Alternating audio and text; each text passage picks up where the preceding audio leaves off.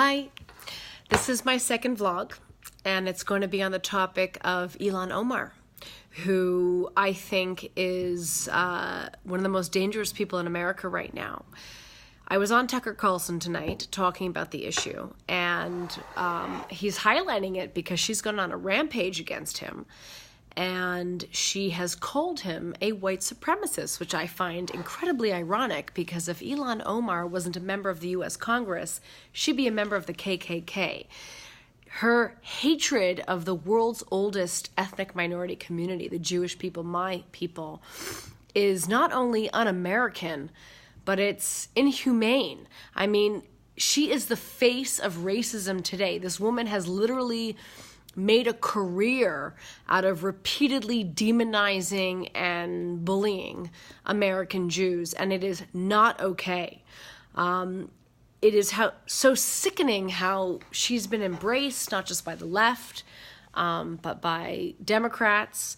And this institutionalized anti-Semitism is extraordinarily dangerous because you don't have to have a degree in history to know that what starts with the Jews doesn't end with the Jews, and this is a sickness that we have to get rid of in the United States. It really bothers me when Ilhan Omar hides behind the excuse, well, I'm just criticizing Israel, as though that's some sort of affirmative defense to racist discrimination against American Jews. I want to be absolutely clear. She is racist against Jews. There's no problem criticizing Israel, but she targets American Jews. She has said American Jews control Congress with their money. It's all about the Benjamins. She said Israel has hypnotized the world. She's insinuated that Jews have dual loyalty. She fought against a House resolution that unequivocally condemned anti-Semitism.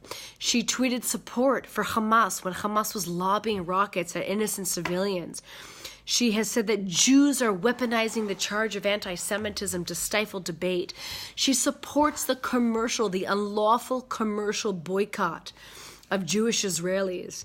And she has just recently targeted Lee Zeldin for the crime of launching a black Jewish caucus, a much-needed caucus. And, saying Jews are overreacting to her comments. I mean, who the hell is she to determine what is offensive to Jews and what is not offensive to Jews? That is racism in and of itself, to say that, Jews are taking my comments too seriously and, this is all just a matter of criticism of Israel. It's really disgusting. And she also hides behind the notion of, because she's Muslim and because she's a woman, she's somehow insulated from criticism. Well, a hijab does not insulate you from criticism. That's called the bigotry of low expectations. She is a member of Congress. She is in public office. Everything she says and does is fair game, and absolutely she should be criticized and called out, not just for being an anti-Semite, but she's an Islamist. She is an Islamist, Ilhan Omar. Her views are more aligned with Hamas, the designated terrorist group Hamas, than they are with the U.S. Constitution. She has said Allah will awaken people to see the evil of Israel. This is something that I would expect to hear from a radical imam in a mosque in Iran, not by a U.S. member of Congress. She shills for CARE. She spoke at a fundraising event for the Council on American Islamic Relations, CARE, which is a Muslim Brotherhood front organization, a Hamas funding organization with countless former CARE officials in jail for material support for Hamas. This is who she fundraises for. She's minimized the 9/11 terrorist attacks that killed thousands of American civilians. This woman is un-American. She is an Islamist. And there's just a new controversy every month about her. She's a liar. She's a fraud. She's admitted to lying to high school students about, making up a story about an African-American woman who was arrested for stealing $2 worth of bread. This is a lie. She plays the race card all the time, and then she herself espouses racism. It's incredibly hypocritical. She now has an issue with her campaign finance violations. It was found that she committed thousands of dollars worth of campaign finance violations for paying for personal travel, paying for her personal legal fees. She's now apparently committed fraud for multiple years on her tax returns, filing jointly with someone who she's not civilly married to, which is what the law requires. She's been accused of illegally taking speaking fees. Her comments about ICE are not only unproductive, but they're just irresponsible. They're juvenile to say that ICE should be defunded. ICE is an arm of the U.S. government that's responsible for arresting thousands and thousands of people in child smuggling and exploitation cases.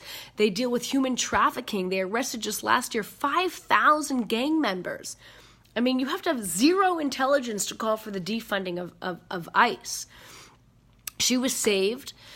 She came here when she was young. She was saved from a brutal war and a refugee camp. She's now a member of U.S. Congress, and she claims that America hasn't lived up to her expectations, which is absolutely typical of those who want to tear down our society. America has not lived up to your expectations. It's not good enough for you, so now you have to criticize it and tear it down. How about help us make it better?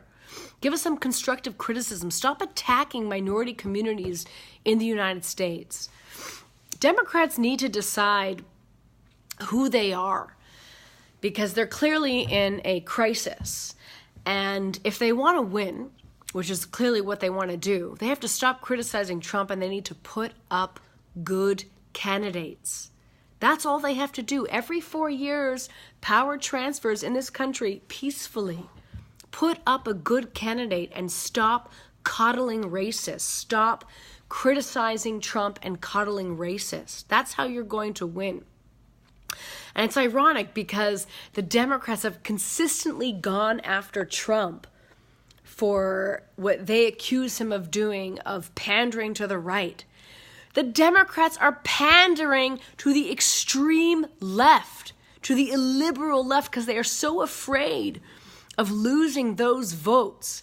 So that's another issue. I mean, why is it that the Democratic Party wants to coddle this type of racism and legitimize the racism? They haven't, disavowed Ilhan Omar and AOC and Rashida Tlaib from the Democratic Party. They haven't censured them. They haven't kicked Ilhan Omar off the Foreign Relations Committee. So what are they so afraid of? What's the issue? Tucker, for the last couple of days, has been saying that the issue is immigration. I respectfully disagree. Ilhan Omar came here when she was a child. She was radicalized in the United States. The problem is that we are witnessing the systematic targeting of minority communities, of those who are economically disadvantaged, and youth, students in our country for extremism and radicalization. Look what's happening on college campuses. You have a campus like San Francisco State University, whose ethnic studies department is literally being run by a bunch of professors who are outspoken advocates for terrorists and terrorist groups. Rabab Abdul-Hadi, for example, at the Ethnic Studies Department in San Francisco State University, used $7,000 worth of university funds to take a trip to the Middle East to meet with the PFLP, the Palestinian Front for the Liberation the Popular Front for the Liberation of Palestine, a designated terrorist group. This is who's teaching on American college campuses. Georgetown University has a campus in Qatar. Qatar is the #1 state sponsor of Sunni terrorism. That's like getting, American universities offering college degrees in Nazi Germany. It's insane. So we got a major problem of radicalization in this country, a problem of rising anti-Semitism, a problem of Islamism. But if you talk about it, it's taboo. You're a racist. You're an Islamophobe.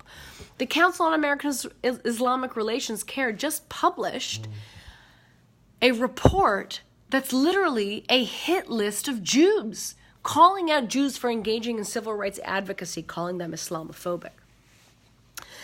So this is the problem that we're facing. These are a part of my talking points that I was using tonight on Tucker. But we really have to push back against the whole notion that if the Democratic Party starts to behave like normal people and stops coddling racists, they're going to lose. They're not going to lose votes. And I think that's really the central issue right now. So saying, I got cut off. So the central issue, again, is this notion that the Democratic Party has to pander to anti-Semitism and racism to gain votes, tackling the problem of radicalization on our college campuses of minority communities and economically disadvantaged communities. And yeah, that's about it. Oh, yes, and protecting those and supporting those who call out these issues and making sure that their free speech is not stifled with histrionic calls and accusations of Islamophobia and racism and white supremacy if you're talking about issues of racism. So that's it. Good night.